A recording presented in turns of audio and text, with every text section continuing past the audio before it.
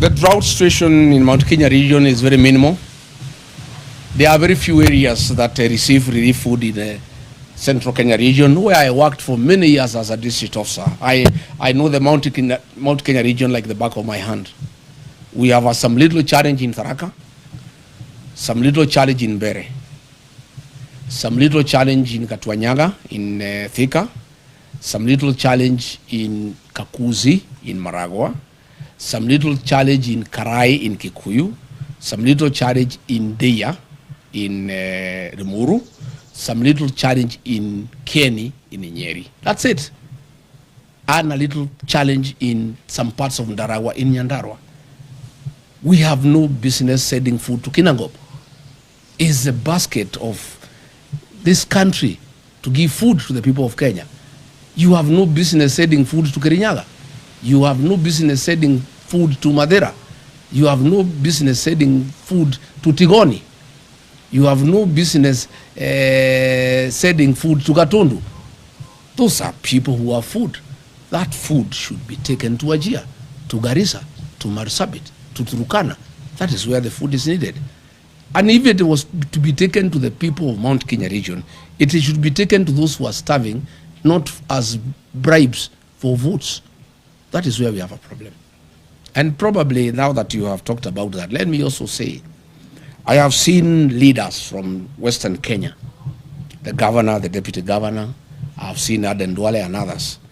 They have been sent by William Ruto to abuse President Uhuru Kenyatta and trying to intimidate him and trying to sell him fear that he should not have a political mind, he should not interact with other leaders in Kenya, and he shouldn't have a political choice. And if he does so, they will take away his retirement benefits and his allowances. Let me tell those leaders sent by William Ruto. One, they have no moral authority to address President Uhuru Kenyatta. President Uhuru Kenyatta is the retired president of the Republic of Kenya, a statesman, a very serious nationalist, a Kenya who served this country with dedication and who deserves respect. Number two, I don't think President Uhuru Kenyatta can give up his constitutional obligations because of allowances. President Uhuru Kenyatta is not a poor man. He's a Kenyan who has worked hard. He's a Kenyan who has money and resources. And I don't think the President Uhuru Kenyatta can be told to shut up so that he gets allowances or he doesn't get.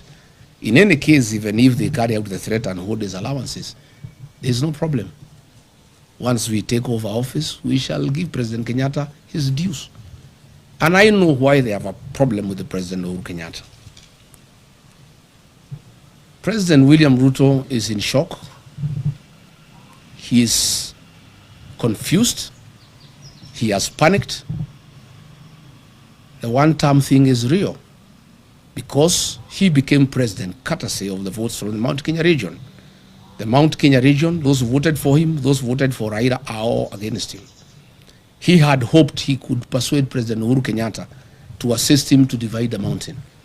Even when he went to cry to him in Ichaweri, he was there on a mission to see how he can get President Uhuru Kenyatta to see whether in one way or another he could cause some confusion and the mountain is divided so that the mountain vote does not go to somebody else in one basket. President Uhuru Kenyatta cannot allow President William Ruto to divide the mountain. President Kenyatta and I and other leaders, Martha Karua, Justin Muturi, Mithika Linturi, will do whatever it takes to make sure the mountain is united, because that vote is very important to this country, and it is a vote that will help the rest of Kenyans get rid of William Ruto. So I want to ask William Ruto to stop sending junior leaders to abuse President Uhuru Kenyatta. President Uhuru Kenyatta left you a great country. When he left office, the health system was working. In 3 years, you have destroyed the health system.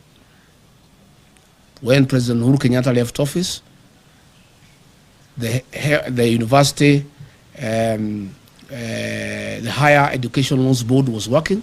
3 years down the line, you have destroyed it. When President Uhuru Kenyatta left office, there was capitation for primary schools and secondary schools. 3 years down the line, children are at home. Stop blaming President Uhuru Kenyatta for your political problems and challenges. You destabilize your own government. You lie to the people of Kenya.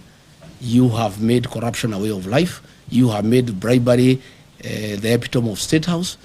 The challenges that you have as a president are of your own making. And stop blaming President Uhuru Kenyatta. Stop sending leaders to abuse President Uhuru Kenyatta. And I want to challenge William Ruto, if he's a man enough to abuse President Kenyatta himself.